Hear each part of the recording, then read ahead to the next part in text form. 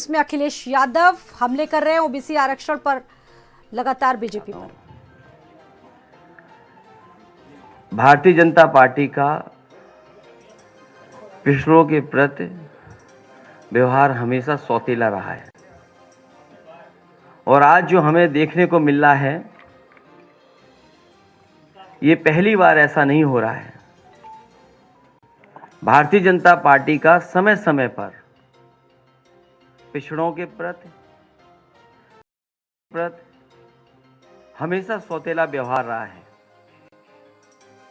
और आज पिछड़ों का आरक्षण छीना है, कल दलितों की बारी हो सकती है। ओबीसी समाज का आरक्षण खत्म करके न केवल उनको धोखा दिया जा रहा है बल्कि बाबा साहब द्वारा पिछड़े और शोषित समाज को मिले अधिकारों को छीनने का षड्यंत्र चल रहा है। केवल एक संस्था में नहीं, अगर भारतीय जनता पार्टी का काम करने का तरीका हम देखें तो हर संस्था में भारतीय जनता पार्टी जानबूझ करके षड्यंत्र कर करके पिछड़ों को, दलितों को अधिकार नहीं दे रही है। ओबीसी समाज का आरक्षण खत्म करके ओबीसी समाज के आने वाली नस्लों को भी गुलाम बनाने का षड्यंत्र चल रहा है।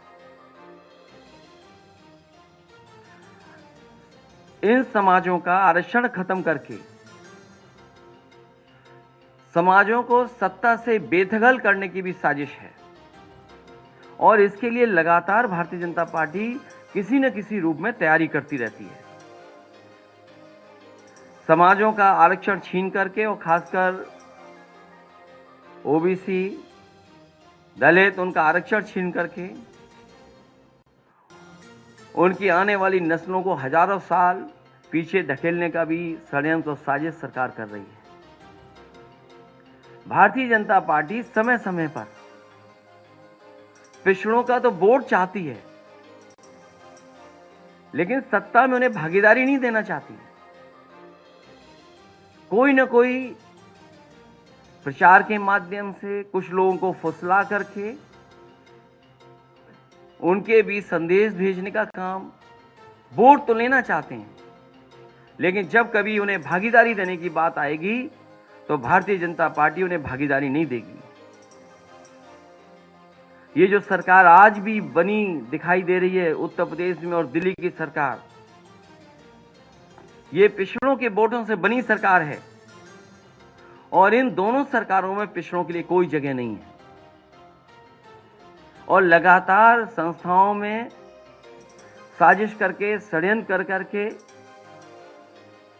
कहीं न कहीं उस कगार पर समाज को पहुंचा दिया कि रिजर्वेशन के लिए भी एक रेवोल्यूशन हो जाए। इसलिए समाजवादी पार्टी और हमारी पार्टी के सभी लोग का मानना है कि भारतीय जनता पार्टी जब तक सरकार में है उनके अधिकार सुरक्षित नहीं है। और वो बात मैं दोबारा कहता हूं कि आज पिछड़ों का छीना है, कल दलितों का भी छीनेंगे। बाबा साहब भीमराव अम्बेडकर जी ने जो सपना दिखाया था, जो सपने देखे थे, उन अधिकारों को, हक को छीनने का काम ये सरकार लगातार कर रही है और केवल एक बार इनका सौतेला व्यवहार नहीं देखा। मुझे याद है जिस समय इनकी सरकार पिछली बार नई नई बनी थी, उस समय जो पुलिस भर्ती की सूची बननी थी, क्योंकि रिजल्ट कोर्ट में उसको शामिल था, रिजल्ट आ चुका था, किन्हीं कारणों से रिजल्ट घोषित नहीं हो पा रहा था। जब कोर्ट के माध्यम से घोषित किया गया तो इसी भारतीय जनता पार्टी की सरकार ने वो रिजल्ट घोषित किया और घोषित होने के 3-4 दिन बाद इन्होंने पूरा का पूरा रिजल्ट बदल दिया और कहा कि ये नई आरक्षण व्यवस्था है, उसके तहत नई सूची बनाई जाएगी। मुझे याद है उस समय 1700 पिछड़े और दलित नौजवानों को नौकरी मिली थी। वो 4 दिन तो खुश रहे लेकिन 4 दिन के बाद वो खुश नहीं रह पाए, उनको नौकरी से बाहर जाना पड़ा। उस समय भी उस वो लोग जो नौकरी से रह गए थे, हर मंत्री के घर गए थे।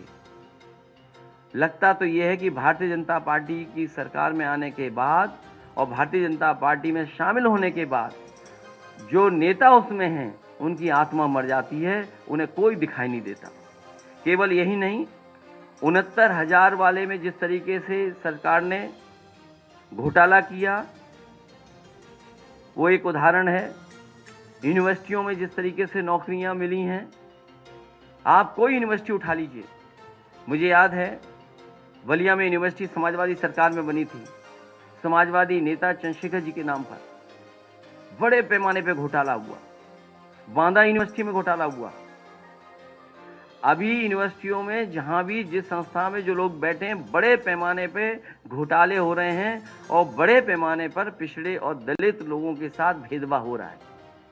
उन्हें जो हक और सम्मान और जगह मिलनी चाहिए वो जगह नहीं सरकार दे रही। और केवल एक यूनिवर्सिटी में नहीं, पूरे उत्तर प्रदेश की आप यूनिवर्सिटियां उठा कर देख सकते हैं। एक बार तो सरकार ने आयोग भी गठित किया, एक कमेटी भी बनाई और कहा कि इसमें पिछड़ों की गिनती होगी।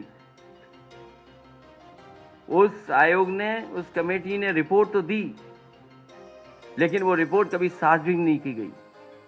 और सरकार ने ये कहा, सरकार की मंशा ये थी कि क्लास 3 और क्लास 4 में कितने पिछड़े नौकरी पा रहे हैं, उनकी कितनी गिनती है उसमें।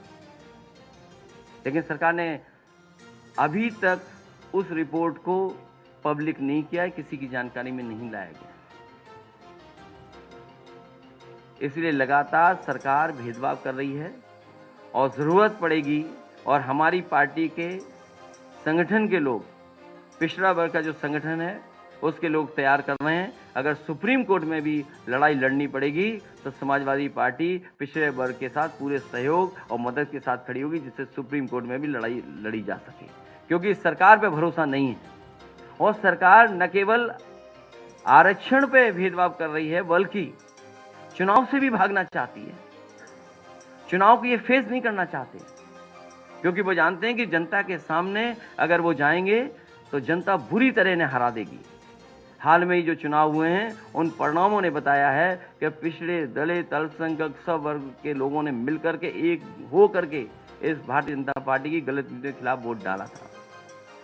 चाहे वो मैनपुरी हो, खतौली हो और रामपुर में जो बेईमानी की वो सब जानते हैं।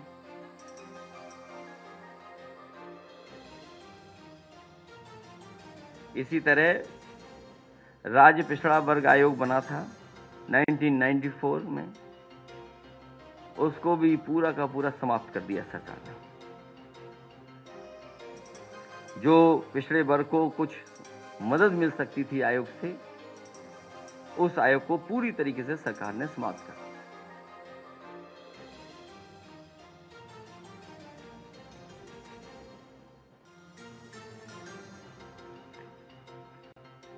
अभी दूसरा विषय भी उसके बाद इकट्ठा पूछ लेना।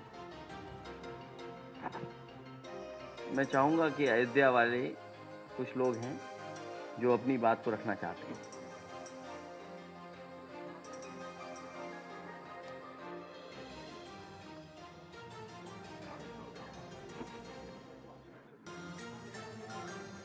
माननीय राष्ट्रीय अध्यक्ष जी, आज अयोध्या से लगभग 100 की संख्या में व्यापारी बंधु आपसे मिलने के लिए आए हैं।